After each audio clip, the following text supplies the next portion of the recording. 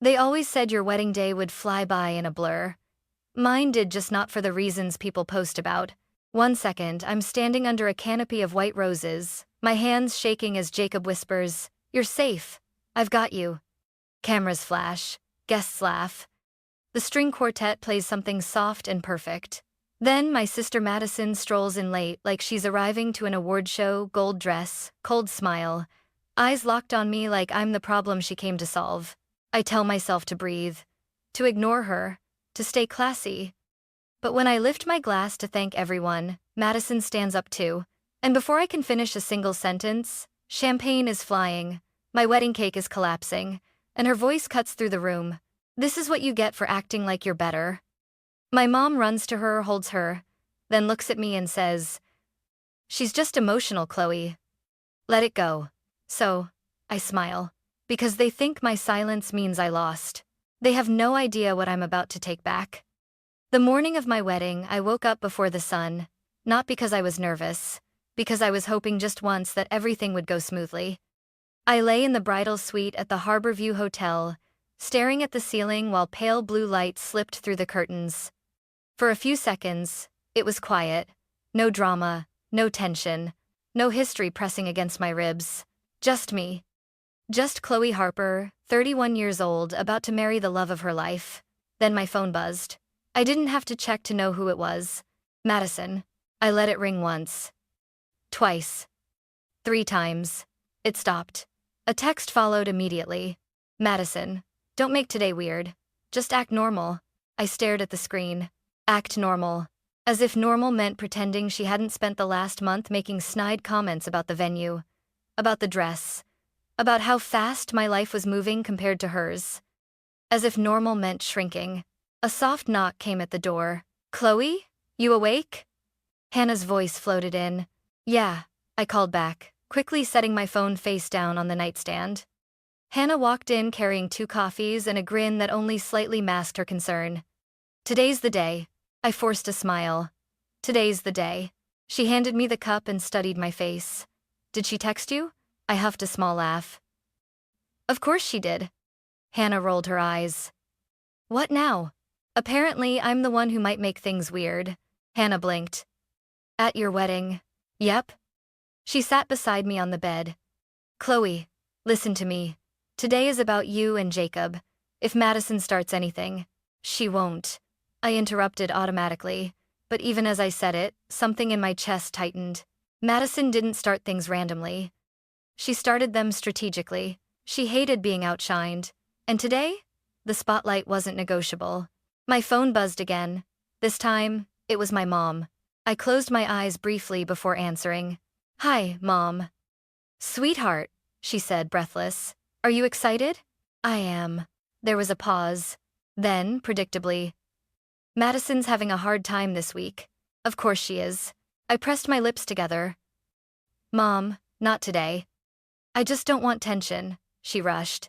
"You know how sensitive she is." I let out a slow breath. "I know.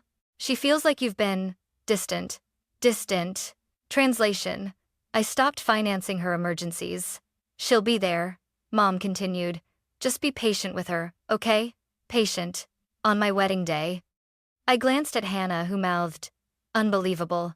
I'm getting married in 6 hours," I said gently. "I'm not hosting a therapy session." Mom sighed dramatically. "Chloe, please don't make this harder than it needs to be." "Harder. Like, I was the difficult one." "I won't," I said finally, because that's what I'd been trained to say my whole life. I won't. I won't react. I won't escalate. I won't defend myself." After I hung up, Hannah crossed her arms. "Your mom is already managing Madison's feelings." "Always," I said quietly. Hannah tilted her head. "Do you ever get tired of being the bigger person?" I laughed softly. "I don't think I've ever been allowed not to be." There it was, the real truth. Growing up, Madison's chaos filled every room. If she cried, everyone panicked. If she lashed out, everyone excused it. If she failed, everyone rallied. When I succeeded, they clapped politely and then asked me to tone it down so she wouldn't feel bad. I walked to the mirror and looked at myself. My hair was pinned in soft waves. My makeup artist had given me a natural glow. The dress, simple ivory silk, fit like it had been made just for me. For once, I didn't look like the responsible older sister. I looked like the main character. Hannah stepped behind me and squeezed my shoulders. "You deserve this day." I swallowed. "I know," I said. And I meant it. That was new. I didn't feel guilty for being happy. I didn't feel responsible for anyone else's emotional weather.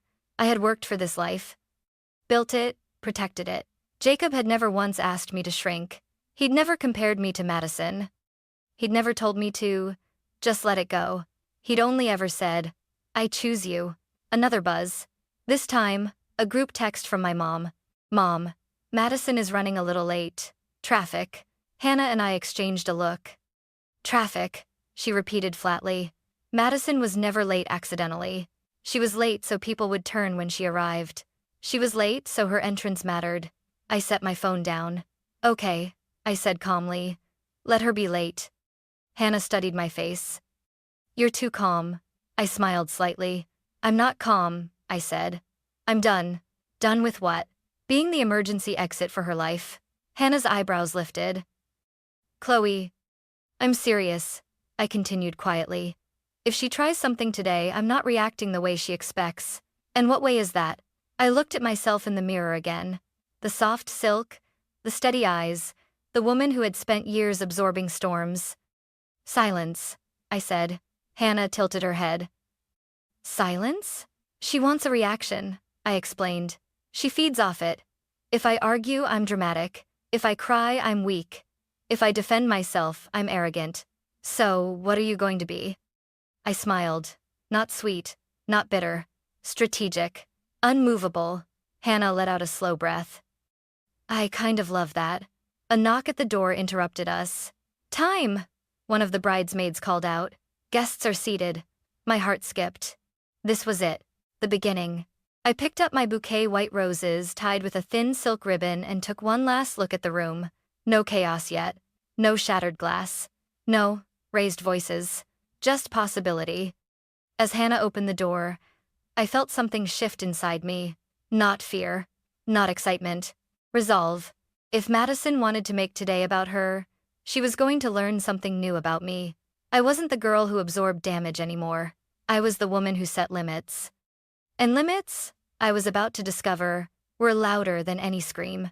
The ceremony was perfect. Not exaggerated. Not dramatic, just quietly beautiful. The aisle stretched ahead of me in soft ivory, lined with white roses and glass lanterns flickering like they were rooting for us. The ocean glittered beyond the windows of the venue, and for a moment, everything felt bigger than family history. When the doors opened and I stepped forward, I forgot about Madison. I forgot about tension. I forgot about every time I'd been asked to shrink. All I saw was Jacob. He stood at the altar in a navy suit, eyes locked on me like I was the only person in the room. When our gazes met, he mouthed, "You're okay." And I was. For those few minutes, I was completely okay. The vows were simple, honest. Jacob's voice shook slightly when he promised to stand beside me even when old ghosts try to haunt the house we build. I squeezed his hands. He knew. I promised him peace, partnership, truth. When we were pronounced husband and wife, the applause felt warm and full. People stood. My dad even wiped a tear from his eye. For 5 uninterrupted minutes, my world was exactly how I wanted it. And then the reception doors opened. The music shifted to something upbeat. Guests flowed toward the cocktail area. Laughter rose in waves. Champagne glasses clinked. I hadn't seen Madison yet, which meant she was waiting. Hannah leaned close as we entered the reception space. Still no sign. "She'll make it dramatic," I said quietly. Right on cue, the double doors at the far end of the hall opened again. Heads turned. Conversations paused. Madison stepped inside like she was stepping onto a stage. Gold backless dress. Heels sharp enough to puncture marble. Hair styled perfectly. Makeup immaculate. Not a single sign of someone having a hard time. She didn't look like a grieving sister. She looked like a competitor. She scanned the room slowly, letting people notice her, letting whispers ripple. Then her eyes found me. No smile. No congratulations. Just that familiar look. The one that said, "You think you won?" My mom hurried toward her immediately, clutching her arm like she was escorting royalty. I watched as Madison leaned in and whispered something. Mom nodded quickly, almost anxiously. Jacob felt my posture shift. "You okay?" he murmured. "Yeah," I said. "She's here." He followed my gaze. "Ah," that was all he said. "Ah," because he'd seen enough over the years to understand that tone. We made our way through guests, accepting hugs, compliments, warm wishes. Every few steps someone told me how beautiful the ceremony was, how radiant I looked, how lucky we were. Each compliment felt like fuel Madison could smell. From across the room, she didn't mingle. She didn't approach. She didn't offer a gift or a smile. She stood alone, sipping champagne, watching. Like she was timing something. My aunt leaned toward me. "Is your sister all right? She seems intense." I smiled lightly. "She's always intense." Jacob's mother touched my arm gently. "Sweetheart, if you need anything, just say the word." I nodded gratefully. "Thank you." The DJ tapped the microphone. "Ladies and gentlemen, please find your seats. We'll begin the toasts shortly." There it was. The moment. Hannah squeezed my hand. "Remember." Unmovable. I inhaled slowly and walked toward the sweetheart table. Madison moved too. Not to sit. To position herself where everyone could see her. Jacob leaned close before I stood for my speech. "You don't have to say anything if you don't want to." "I want to," I replied. This was my day. I wasn't going to hand it over preemptively. I stood, lifted my champagne flute, and smiled at the room. The lights softened. The hum of conversation faded. "Hi, everyone," I began, voice steady. "Thank you for being here. It means more than I can explain." I glanced at Jacob. He smiled back at me, grounding me. "For those of you who have watched us grow together, thank you. For those just meeting us, welcome to the chaos." Light laughter rippled through the room. I continued. "Jacob and I built this relationship on honesty, on choosing each other over noise, over distractions, over—" A chair scraped loudly across the floor. My heartbeat skipped. Madison stood up, slowly, deliberately. The sound of her heels clicking against the floor cut through the silence like punctuation. She raised her glass. I paused mid-sentence. For a second, a tiny, hopeful second, I thought she might toast us. That she might surprise me. Madison tilted her head slightly. "Must be nice," she said loudly. The room stilled. I felt a dozen eyes dart between us. I swallowed. "Excuse me?" She took one step forward, lifting her glass higher. "Must be nice to have everything." My mom half rose from her seat. "Madison." But Madison was already moving. And I realized, too late. She hadn't come to celebrate. She'd come to claim the spotlight. And she was about to take it. For one suspended second, nobody moved. Madison stood there with her champagne glass raised, the golden liquid catching the chandelier light like something beautiful. If you didn't know her, you might have thought she was about to give a dramatic, heartfelt toast. If you didn't know her, you might have mistaken that tight smile for nerves. But I knew Madison. That wasn't nerves. That was ignition. "Must be nice," she repeated, louder this time. "To finally prove you're better than everyone." A murmur rippled through the guests. I felt Jacob stand slightly beside me, not blocking me, not overshadowing me, just there, grounded. "Madison," my mom said sharply, rising from her seat. "Not now." But Madison didn't look at Mom. She looked at me. Her eyes were bright, almost feverish. "You've been waiting for this your whole life, haven't you?" she said. The big dress. The perfect husband. The applause. My heart was pounding, but my face remained still. This was what she wanted. A reaction. Tears. Defensiveness. Proof that she could destabilize me. I set my glass down slowly on the table. The room felt smaller, tighter. "Madison," I said evenly. "Sit down." A small, controlled request. Nothing dramatic. That was apparently the wrong move, because her expression shifted. She laughed once, short and sharp. "Oh my God," she said. "You even sound condescending at your own wedding." And then, she threw the champagne. It wasn't chaotic or wild. It was deliberate. The arc of gold liquid flew across the room and exploded against the dessert table. Gasps. The sharp crack of glass shattering. The framed photo of Jacob and me from our engagement trip hit the floor and broke apart. The quartet stopped playing mid-note, but Madison wasn't finished. She moved toward the cake table. 3 tiers of ivory frosting, hand-painted florals, months of planning. My wedding cake. She placed both hands against the stand. For a split second, our eyes locked. There was still time. She could stop. She didn't. She shoved. The cake tipped, slid, and collapsed onto the floor in a slow, surreal cascade of sugar and cream. Guests stood halfway from their chairs. Someone whispered, "Is this a joke?" Madison turned back toward me, breathing hard. And then she shouted it loud enough to echo against the vaulted ceiling.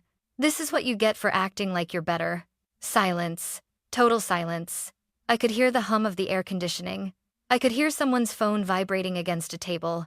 I could hear my own heartbeat in my ears. And then, my mom rushed forward. Not toward me, toward her.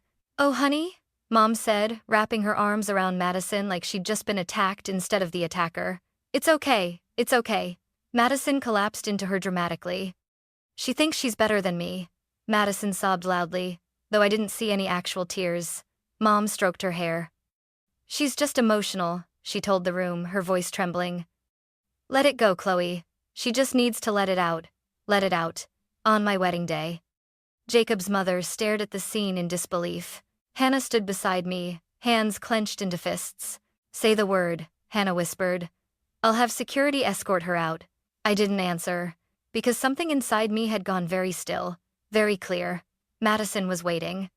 Waiting for me to scream. Waiting for me to cry.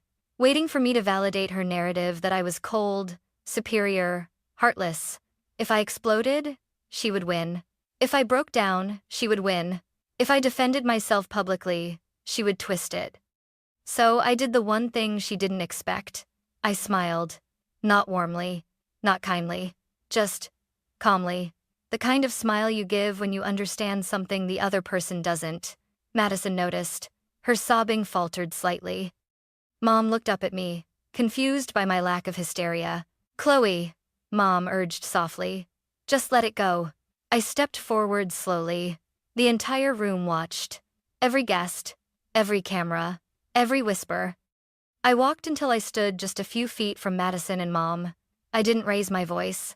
I didn't accuse. I didn't argue. I leaned slightly toward Madison and said quietly, so only she and Mom could hear, "Enjoy the attention." Madison blinked. That wasn't the response she rehearsed for. I straightened and turned toward the guests. "I'm so sorry for the interruption," I said smoothly. "The staff will take care of the mess. Please, enjoy the rest of the evening." My voice didn't shake. The coordinator rushed forward, signaling to staff. Music slowly resumed. Conversations restarted in cautious fragments. People didn't know where to look. Madison pulled back from Mom's embrace, staring at me as if trying to decode my composure. She expected collapse. She got composure. She expected confrontation. She got silence. She thought this was the climax. She thought she'd just destroyed me. But what she didn't know, what neither she nor my mother understood, was that my silence wasn't surrender, it was calculation. Because when the party ended, when the guests went home, when the lights dimmed and the cameras stopped flashing, that was when the real consequences would begin. And I had spent my entire life preparing for this moment. The moment I finally stopped absorbing the damage. Madison had just mistaken my restraint for weakness, and that mistake was going to cost her everything she thought I owed her. The reception didn't recover. It pretended to. That's different. Music came back on. Staff cleaned the frosting from the marble floor. Someone produced an emergency sheet cake from the kitchen, like this was just an unfortunate accident instead of a public detonation. Guests smiled too brightly. Conversations were forced. Laughter sounded rehearsed, but the energy had shifted. Everyone had seen it. Madison hadn't just made a scene. She had tried to humiliate me, and my mother had chosen her. Jacob kept his hand at the small of my back the rest of the night. "You don't have to keep hosting," he whispered once. "I know," I said, "but I'm not giving her that satisfaction." From across the room, Madison was no longer crying. She was watching me, confused. She kept glancing at her phone, probably waiting for me to text, to confront, to explode. I didn't. Instead, I danced with Jacob. I hugged his grandmother. I laughed at my cousin's bad joke. I posed for photos like nothing had happened, and that unsettled Madison more than if I had screamed. Around 10:30 p.m., she approached our table. My body tensed slightly, but my face didn't. Mom hovered behind her like backup. Madison crossed her arms. So that's it? That's what? I asked calmly. You're just pretending none of that happened? I tilted my head. What would you prefer? A second show? Her jaw tightened. Mom jumped in quickly. Chloe, she didn't mean to ruin anything. She's overwhelmed. Overwhelmed by what? I asked evenly. Mom's lips pressed thin. By how fast everything is moving for you. There it was. The confession disguised as concern. Madison scoffed. You always get everything handed to you. I laughed softly. Handed to me? I repeated. Jacob shifted beside me, but I gently touched his arm. I didn't need him to speak for me. Not this time. I worked 2 jobs in college, I said calmly. I paid my own rent at 22. I built my career from scratch. Nothing was handed to me. Madison's voice sharpened. You think you're better than me because you're stable. No, I said quietly. I think I'm tired. She blinked. Tired of what? She demanded. Tired of cleaning up messes that aren't mine. Mom inhaled sharply. Chloe. I held up a hand. Still calm. Not tonight, I said softly. If you have something to say it tomorrow. Madison leaned closer, lowering her voice. You're not going to get away with embarrassing me. I almost smiled. Embarrassing you? I asked. She didn't respond, because she knew the truth. She had embarrassed herself, and for the first time, I wasn't rushing in to soften it. Madison stepped back. You'll regret this, she muttered. Mom gave me a disappointed look. You could at least show some compassion. I met her eyes. I did, I said. Where? Mom demanded. In not calling security. That landed. Madison's face flushed. Mom's mouth fell slightly open. They hadn't considered that option. I stood slowly. I'm going to enjoy the rest of my wedding, I said. If either of you can't do that peacefully, you're welcome to leave. The air between us felt electric. Madison stared at me like she was seeing a stranger. Maybe she was. Because the Chloe she knew would have apologized by now, would have comforted her, would have whispered, I'm sorry you feel that way. Instead, I walked away. Jacob followed me to the dance floor. The DJ shifted to something upbeat, something joyful. And as Jacob spun me under the lights, he leaned close and whispered, I'm proud of you. For what? I asked. For not shrinking. The words hit harder than the champagne had. Across the room, Madison stood stiff and still. The attention she craved had already started shifting back to me. To us. She had expected tears. She got composure. She had expected drama. She got distance. By midnight, she left. No announcement. No apology. Just a tight jaw and a quick exit through the side doors. Mom followed 10 minutes later. She didn't say goodbye. Of course she didn't. Because in her mind, I was the one who had failed some invisible test. The last song of the night played softly. Jacob and I stood alone in the center of the dance floor while guests circled around us, and for a moment it really was about love again. But beneath the music, beneath the glow, beneath the smiles, I felt something else settling into place. Not anger, not sadness. A decision. Because tonight wasn't the end. It was the last time Madison would ever use my life as her stage.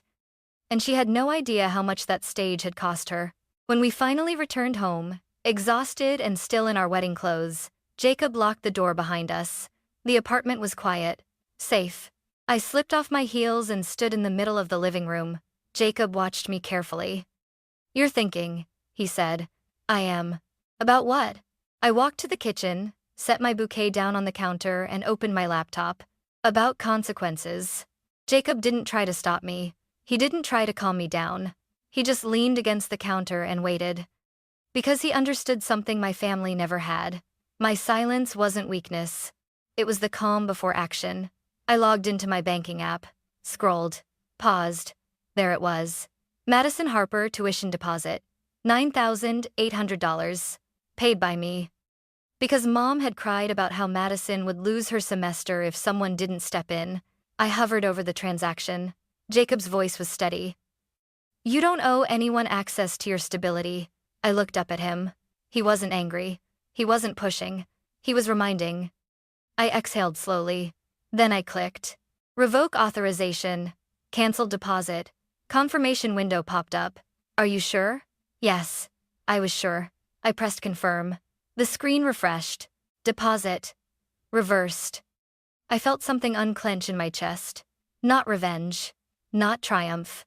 Just balance. Next, I opened the rental portal for Madison's apartment. The one I had co-signed because she just needed help getting started.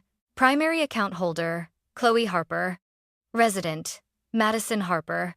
I navigated to settings. Freeze payment access. Lock resident permissions. Change password. Done.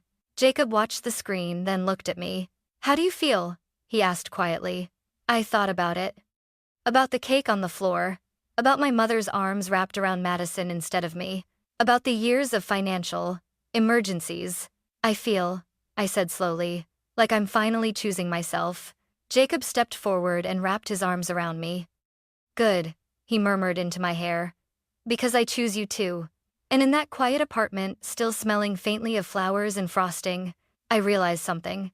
Madison thought the champagne was the climax. She thought the cake was the breaking point. She thought my smile meant surrender. But the real turning point was this silence, this calm, this click of a button that said, no more.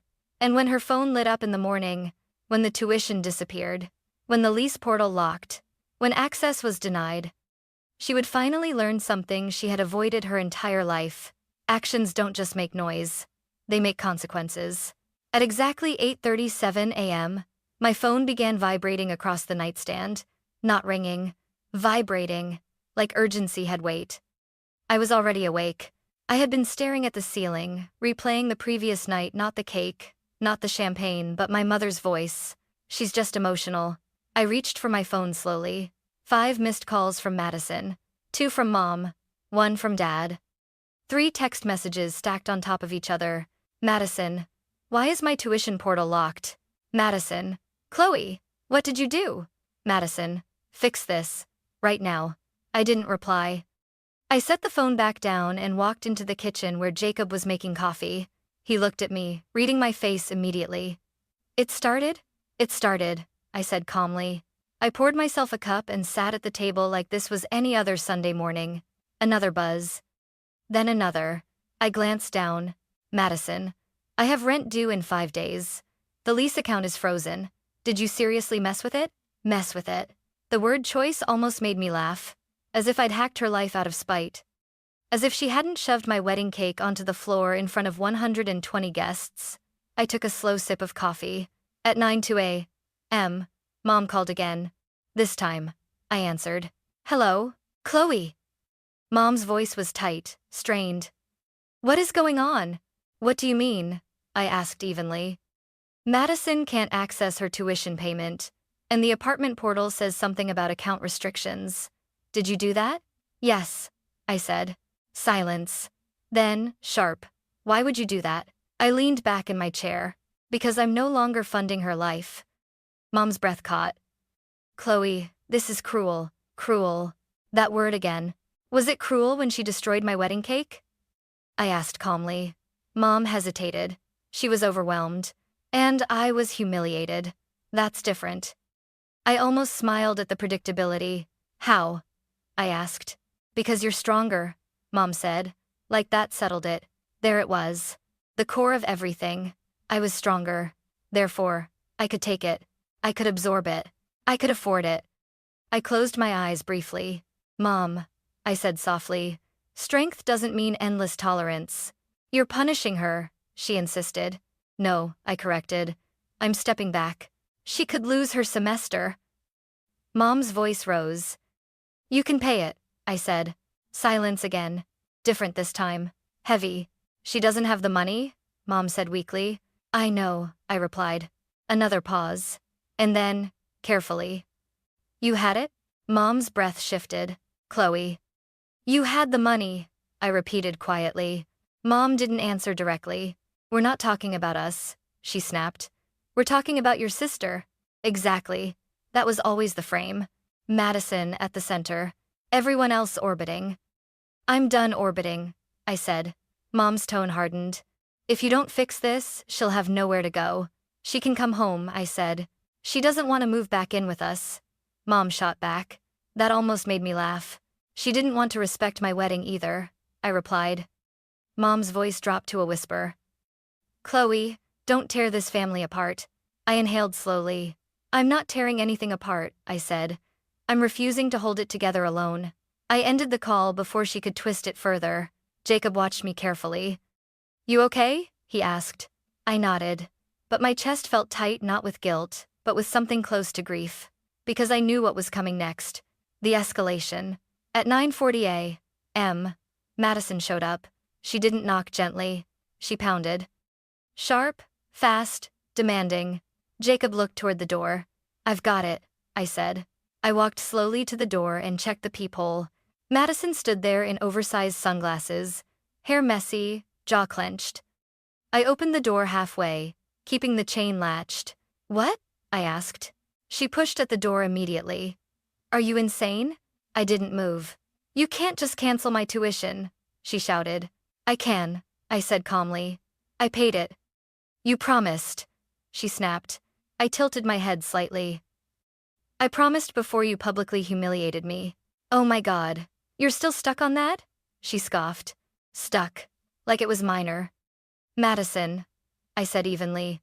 You destroyed part of my wedding. You're being dramatic. The word hit like a stone. I leaned slightly against the doorframe. You want dramatic? I asked quietly. We can talk about dramatic. Her eyes narrowed. I needed to say what I felt, she insisted. You've always acted superior. Superior? I echoed. You think because you're married and stable and successful that you're better than me. I shook my head slowly. I think I'm responsible for myself, I said. That's the difference. Madison laughed bitterly. You always play the martyr. I'm not playing anything, I replied. I'm done paying. Her breathing quickened. I have rent due, she said, voice shaking now. You can't freeze the lease. I can, I said. I'm the primary account holder. Her face shifted from anger to panic. You wouldn't let me get evicted. That sentence was pure assumption. Pure entitlement. I held her gaze. Watch me, I said quietly. She stared at me like she didn't recognize me. Maybe she didn't. Because I wasn't the sister who rushed in with money anymore. Behind me, Jacob stepped into view, not aggressive, just present. Madison's eyes flicked to him. You're letting her do this? She demanded. Jacob's voice was steady. We're enforcing boundaries. Madison scoffed. This is financial abuse. The irony was so sharp I almost smiled. No, I said calmly. It's financial independence. She stared at me for several long seconds. Then her tone shifted. Lower. Threatening. You're going to regret this. I didn't flinch. If you continue harassing us, I said evenly, we'll handle it formally. Her eyes widened. You'd involve lawyers? Against your own sister? If necessary, I replied. The word hung between us. Necessary. Madison had never believed consequences were necessary. She believed drama was. She believed emotional intensity would always override logic. But this wasn't emotional. This was procedural. She stepped back slowly. You've changed, she said. I nodded once. Yes, I agreed. She stared at me like she wanted to say something else, something cutting, something cruel. But instead, she turned and walked down the hallway. No tears this time, just anger simmering under the surface. I closed the door gently, locked it. Jacob exhaled slowly. You okay? He asked again. This time, I didn't hesitate. Yes, I said, because the worst part wasn't her anger. It wasn't my mom's guilt trips. It wasn't even the broken cake. The worst part had always been the expectation that I would cave. And for the first time in my life, I didn't. I should have known Madison wouldn't stop at the door. Madison didn't retreat. She redirected. 3 days passed in tense silence. No calls.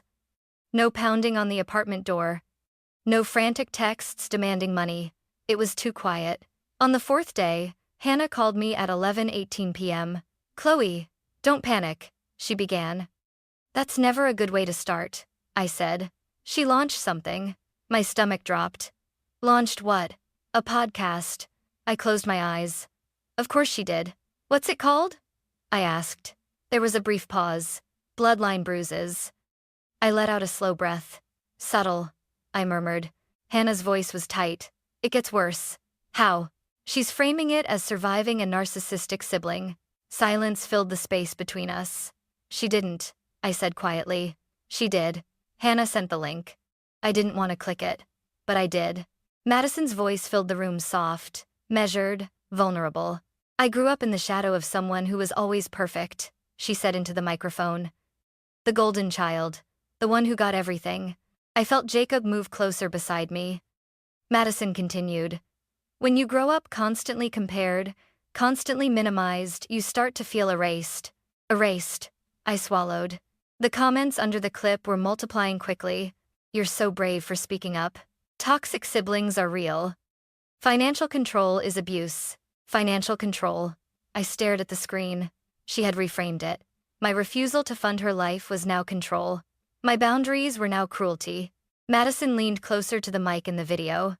Some people think because they make more money, they own you, she said softly. But love doesn't come with a bill. Jacob's jaw tightened. Okay, he said calmly. We're documenting everything. I nodded. I wasn't shaking. I wasn't crying. But something inside me shifted again. This wasn't private drama anymore. This was narrative warfare. And Madison was good at storytelling. She didn't lie directly. She distorted. She rearranged context. She painted herself as wounded and left out the cake on the floor. Left out the champagne. Left out the years of financial emergencies. I closed the video. She's building sympathy, Jacob said. She's building leverage, I corrected. Because once strangers validated her, she could escalate. And escalate she did. Episode 2 dropped 3 days later. Title: When They Make You Look Crazy.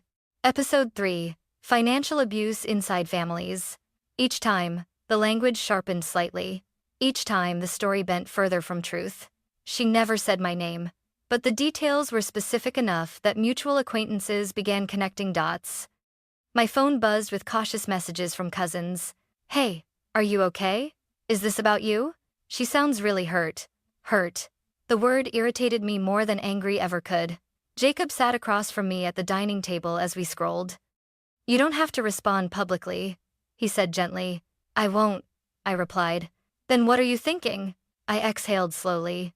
I'm thinking about documentation, about patterns, about legal thresholds. Jacob nodded once. We scheduled a consultation with an attorney the next day. Not to sue, not to threaten, but to understand, to protect.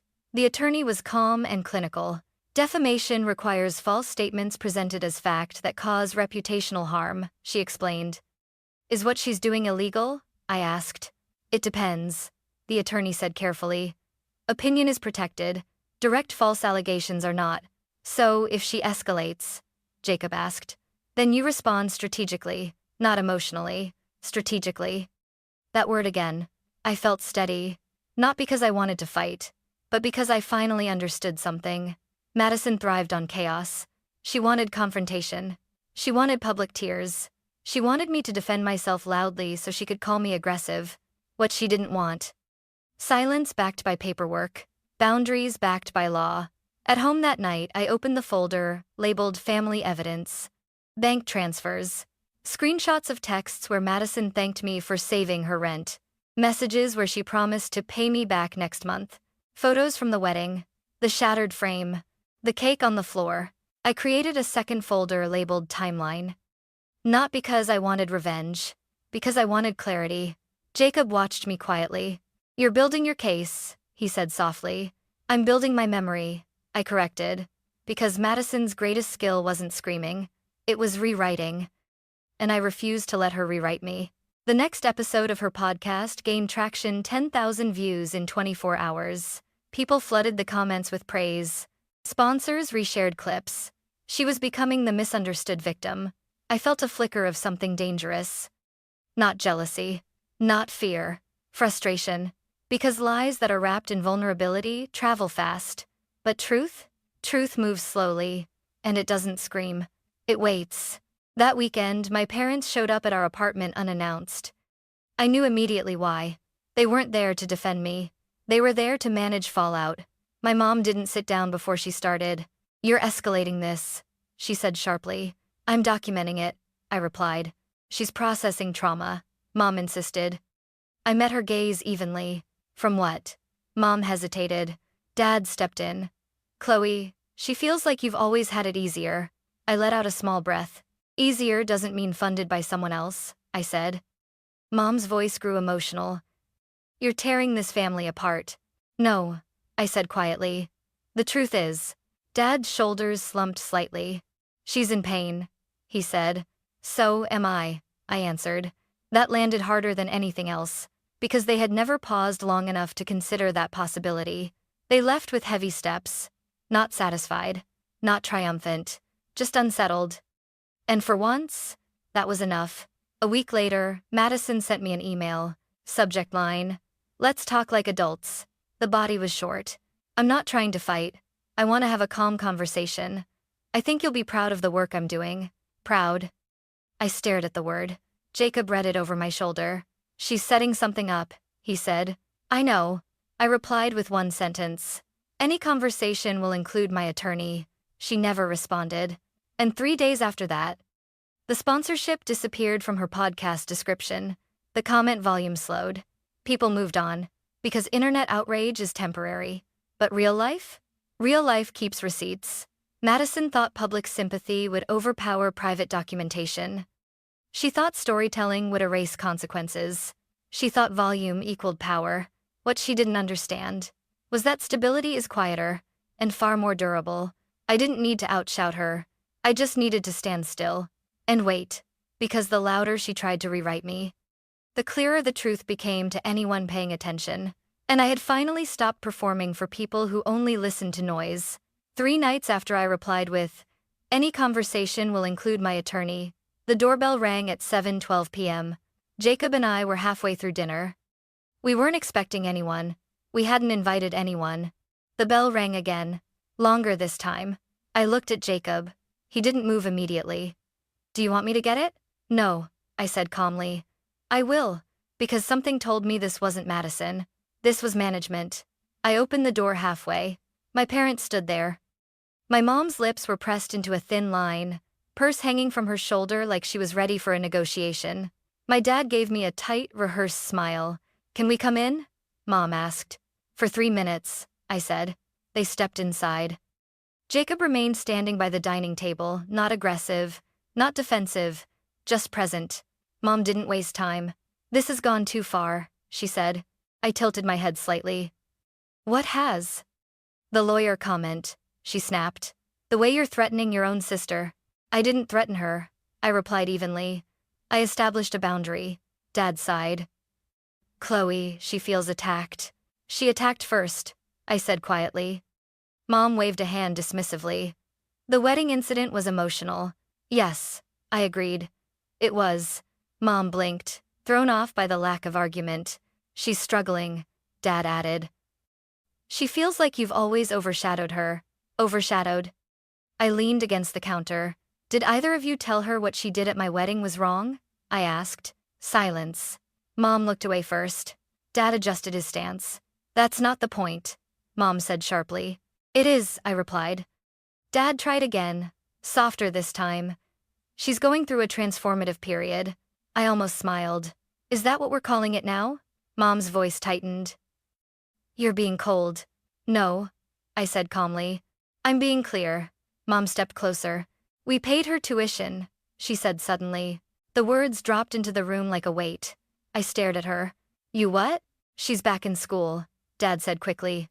"We're helping her stabilize." Stabilize. I let out a slow breath. "So you had the money," I said. Mom bristled. "That's not fair." "No," I agreed quietly. "It's not. Because for months I had been told Madison's future depended on me, that if I didn't step in, she would fall apart. Now suddenly there was a rainy day fund, a safety net that never needed to be mine. "You let me carry it," I said softly. Mom's eyes filled with something that wasn't quite guilt. "She needed structure," Mom insisted. "You're the responsible one." There it was again. Responsible. Translation. Financially reliable. Emotionally durable. Sacrificial. Dad cleared his throat. "She moved back home." I nodded slowly. And we need you to stop escalating," Mom said. "The podcast is her processing." Processing. She implied financial abuse. I said evenly. She never named you. Mom countered quickly. She didn't have to. Mom's voice sharpened. You're blowing this up. I shook my head gently. I didn't start this publicly, I said. But I will not be painted as an abuser for refusing to fund someone. Dad stepped forward slightly. She's hurting. So was I said. That stopped them. Because in their version of events, my pain had never been central. It had always been secondary, optional. Mom tried one more angle. She's your sister. I met her gaze directly. And I'm your daughter. Silence. Thick. Uncomfortable. Dad's shoulders slumped. We just want peace, he said. So do I replied. Mom crossed her arms. Then apologize. For a second, I thought I'd misheard. Apologize for what?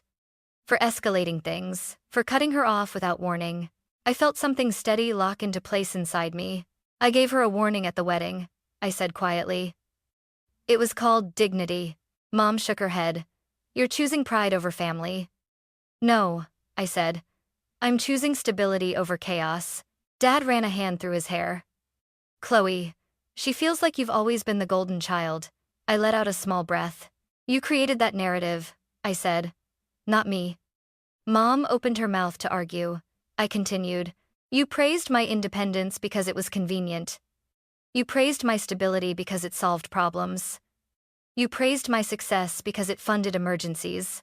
Their faces shifted. Not defensive. Not angry. Exposed.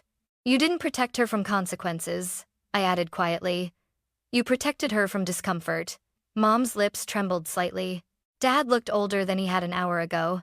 This isn't about the wedding, I said. It's about years of imbalance. Mom tried one last time. You're tearing the family apart. I walked toward the door. No, I said calmly. I'm refusing to hold it together alone. The words felt clean, final. Jacob stepped beside me, not speaking, just standing with me.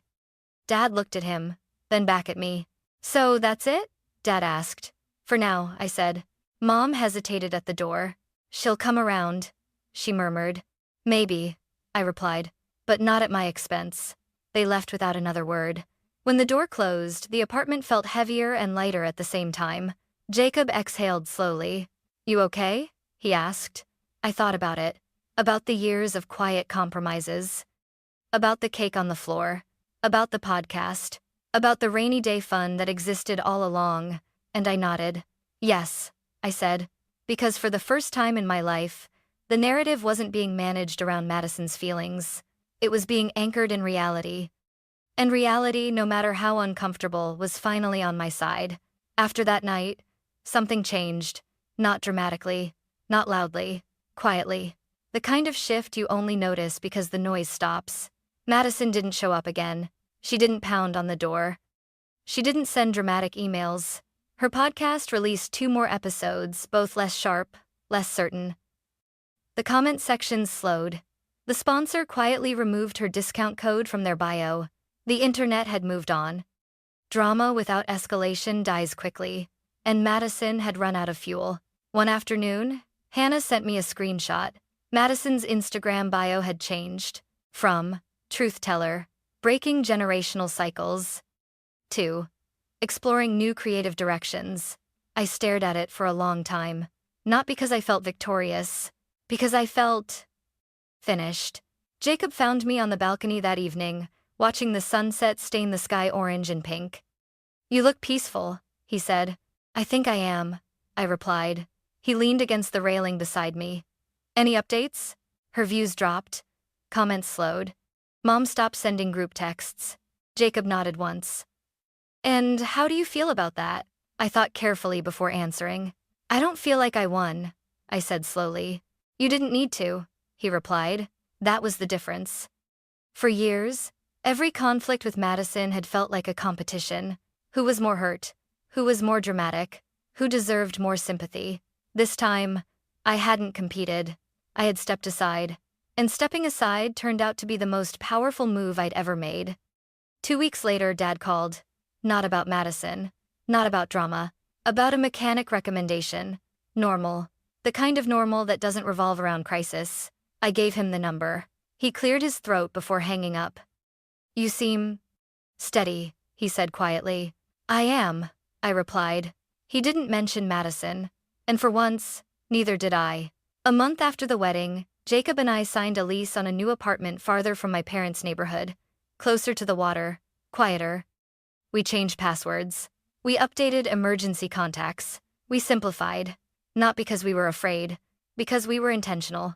One night, as we packed boxes, my phone buzzed with an unknown number. A single message. Just the fire emoji. No words. No explanation. Jacob glanced at the screen. Her? He asked. Probably. He didn't hesitate. He took my phone gently, blocked the number, and handed it back. That's it, he said. That's it? I echoed. That's it. No argument. No reaction. No emotional spiral. Just action. The kind that doesn't create drama, only distance. I smiled. Let it burn, I said softly. Because fire only spreads when it's fed. And I was done feeding it. The night before we left for our honeymoon, redo a trip we'd postponed because of the chaos, I stood in the doorway of our almost empty apartment and thought about that moment at the wedding. The champagne. The cake collapsing. My mom saying, "She's just emotional." I realized something I hadn't seen clearly before. Madison didn't ruin my wedding. She revealed my family's pattern. And patterns can be broken. Not with screaming. Not with revenge. With boundaries. With documentation. With calm. With legal awareness instead of emotional warfare. Love without respect isn't love. Support without limits isn't support. And family without accountability isn't unity, it's dependency.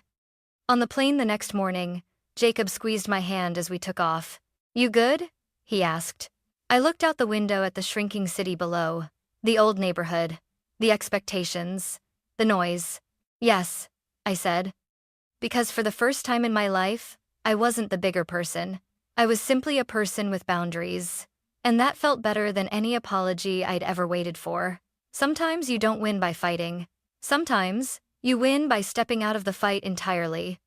And building a life so stable, so peaceful, so legally and emotionally protected, that no one can storm it again. Not with champagne. Not with words. Not with fire. Just silence. And peace.